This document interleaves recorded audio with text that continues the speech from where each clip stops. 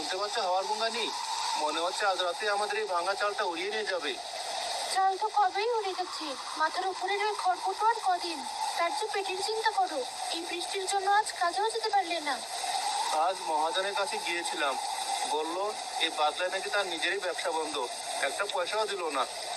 আমি সারাটা দুপুর উঠোনের কোণে পুঁইশাকের কচি পাতা খুঁজে বেরিয়েছি। যা পেয়েছি তা দিয়ে তো একজনেরও পেট ভরবে না। চিন্তা করো না, সৃষ্টিকর্তা যখন পেট দিয়েছেন খাবারের ব্যবস্থাও তিনিই করবেন। আজ না হয় পানি খেয়ে কাটিয়ে দিই, কাল নিশ্চয়ই একটা উপায় হবে। কতদিন আর এই কালের আশায় থাকবো বলো? আমার নিজের জন্য চিন্তা নেই, কিন্তু তুমি সারাদিন হাড় ভাঙা খাটুনে খেটে এসে যখন এক মুঠো ভাত পাও না, তখন আমার বুকটা ফেটে যায়। আমার কষ্ট দেখে তোমার চোখে জল আসে, আর তোমার এই শুকনো মুখটা দেখলে আমার পেটে সব খিদে মরে যায় ভাইমা। এটাই তো আমাদের সম্বল। তা বটে, ঘরে এক মুঠো চাল আছে, একেবারে কোনার কলসিতে জমানো ছিল। ভেবেছিলাম কাল সকালে তোমাকে চাউ রান্না করে দেবো। না না, ওটা থাকুক, আপদ বিপদের জন্য থাকুক। বলা তো যায় না কখন কি হয়। এর যে বড় বিপদ আর কি হবে? দুদিন ধরে পেটে ভাত নেই, এটাই তো সবচেয়ে বড় বিপদ। আমি ভাবছি এখনই রান্নাটা করে ফেলি, দুজনে ভাগ করে খেলে যদি রাতের ঘুমটা আসে। তোমার যা ভালো মনে হয় করো, কিন্তু আমার কেন যেন খেতে ইচ্ছে করছে না। তুমিই খাও। আমি একা খাবো? তা কখনো হবে না। খেলে দুজনেই খাবো, না খেলে দুজনেই না খেয়ে থাকবো। এটাই আমাদের নিয়ম।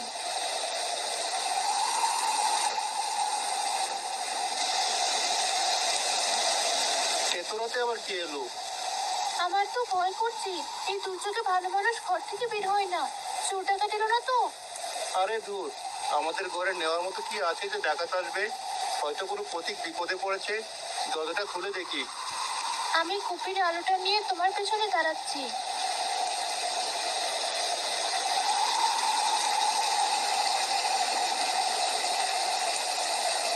বাবা, আল্লাহর দোহাই লাগে, একটু আশ্রয় দেবে? পথের মাঝে এই ঝড় বৃষ্টিতে আটকা পড়েছি, কোথায় যাবো কিছুই বুঝতে পারছি না। ভেতরে আসুন বাবা, ভেতরে আসুন। আপনি তো বৃষ্টিতে পুরো ভিজে গেছেন। আহারে, আপনার তো দেখি শীতে শরীর কাঁপছে। আপনি এই মাদুরটায় বসুন, আমি আগুন জ্বালানোর চেষ্টা করছি। আল্লাহ তোমাদের ভালো করবেন মা, তোমরা বড়ই দয়ালু। আমার শরীরটা বড় দুর্বল লাগছে, দুদিন ধরে পেটে একটা দানা পানিও পড়েনি, বড্ড খিদে পেয়েছে।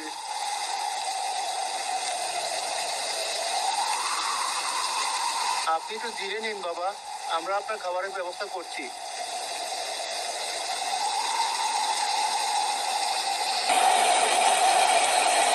মাহিমা, এখন কি হবে? উনি তো ক্ষুধার্ত। ঘরে তো মাত্র ওই এক মুঠো চালই আছে, যা দিয়ে আমাদের দুজনেরই ঠিক মতো পেট ভরবে না। তাহলে কি আমরা ওনাকে ফিরিয়ে দেবো? একজন ক্ষুধার্ত মানুষ আমাদের দরজা থেকে খালি পেটে ফিরে যাবে? এটা তো হতে পারে না।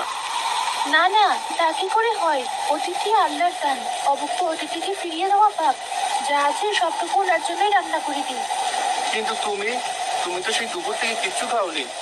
আমি না হয় আজ পানি খেয়ে কাটিয়ে দেবো, কিন্তু একজন বয়স্ক ক্ষুধার্ত মানুষকে চোখের সামনে না খাইয়ে রাখতে আমার মন মানবে না।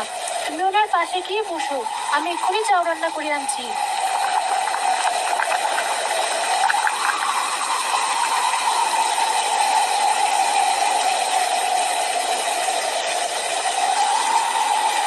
বাবা, আমাদের গরিবের ঘরে এর চেয়ে ভালো কিছু দেওয়ার সামর্থ্য নেই। দয়া করে এই সামান্য খাবারটুকু গ্রহণ করুন। মা, তুমি একে সামান্য বলছো? ক্ষুধার্তের কাছে এক বাটি যাওই তো অমৃত। তোমরা নিজেরা না খেয়ে আবার মুখে অন্ন তুলে দিচ্ছ, এর চেয়ে বড় মহত্ব আর কি হতে পারে?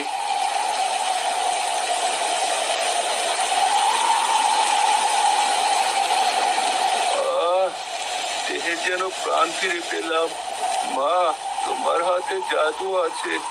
আজ রাতে তোমরা আমার জন্য যা করলে আমি কোনোদিনও ভুলবো না। বাবা, ওভাবে বলে আমাদের লজ্জা দেবেন না, এটা তো আমাদের কর্তব্য ছিল। আপনি এখন নিশ্চিন্তে ঘুমিয়ে পড়ুন, আমরা আপনার জন্য কাঁথা পেতে দিচ্ছি। রতন আর ফাহিমা নিজের একটা ছেঁড়া চট গায়ে দিয়ে ঘরের এক কোণে শুয়ে পড়ে, আর বৃদ্ধকে তাদের একমাত্র ভালো কাঁথাটি দেয়। বাইরে তখনও বৃষ্টির শব্দ।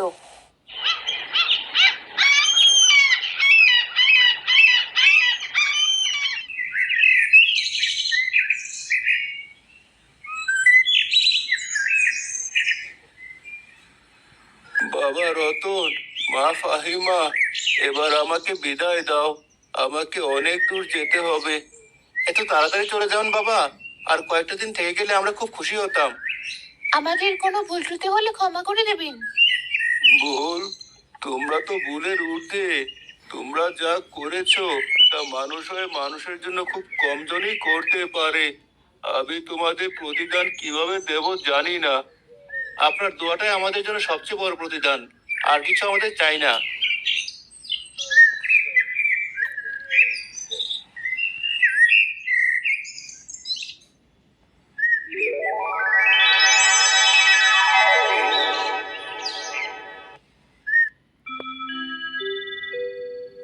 মা ফাহিমা, তোমার হাতের রান্নায় জাদু আছে তা আমি গত রাতেই টের পেয়েছি।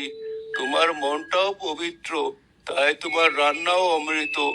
আজ থেকে তোমার এই ভাঙা রান্নাঘর আর কখনো খালি থাকবে না। বাবা, এসব আপনি কি বলছেন? আমি তো কিছুই বুঝতে পারছি না। এই মাটির চুলা আজ থেকে এক জাদুর চুলা। এই চুলা তোমাদের সব অভাব দূর করে দেবে। যখনই কোনো ক্ষুধার্ত মানুষের জন্য রান্না করার ইচ্ছে হবে, শুধু একটা খালি হাঁড়ির উপর বসিয়ে দেবে। বাকি কাজ চুলা নিজেই করে নেবে। খালি হাঁড়ি বসালে রান্না হয়ে যাবে? এও কি সম্ভব? হ্যাঁ বাবা, সম্ভব। তবে আমার দুটো কথা অক্ষরে